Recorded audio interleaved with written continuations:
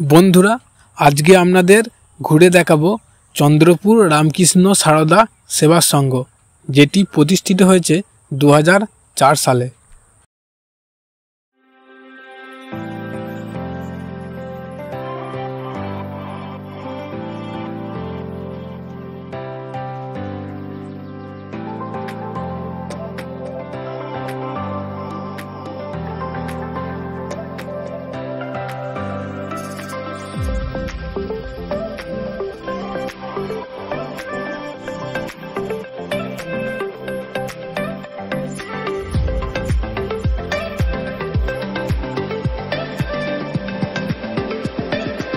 এই মঠটি বেলুর রামকৃষ্ণ মিশনের অনুকরণ এবং অনুপ্রেরণায় নির্মিত।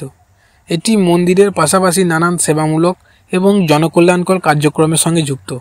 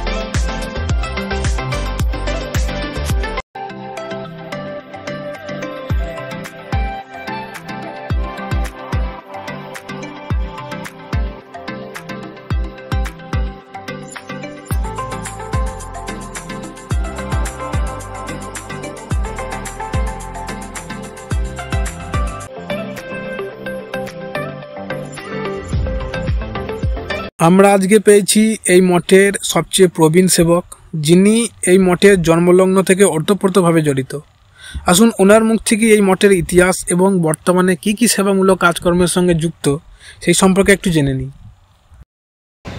বিশ্বনাথজি মহারাজের জন্মভিটি হচ্ছে পলাশি, গুঁইচি। এই গুঁইচি গ্রামে ওর জন্ম হয়েছে। তা ওরা একবার ছাড় পায়, তা সেই ছাড়ের সময় এসেছিলেন উনি, যে তখন আমরা গিয়ে আমাদের যারা সিনিয়র লোক ছিলেন মাস্টারমশাইরা, তারা গিয়ে ধরেন। উনি বলেন ঠিক আছে, এটা মঠ করবে, তোমার জায়গা চয়েস করো। এই জায়গাটা চয়েস হয়। তারপরেই এইখানে তখন ছিল ছোট করে, এখন আস্তে আস্তে আস্তে বড় হচ্ছে। এবার আমাদের কাজকর্ম হচ্ছে, ধরো চোখের শিবির করি, বাচ্চাদের ডাক্তার আনি, যারা বই কিনতে পারে না তো বই দেওয়া হয়।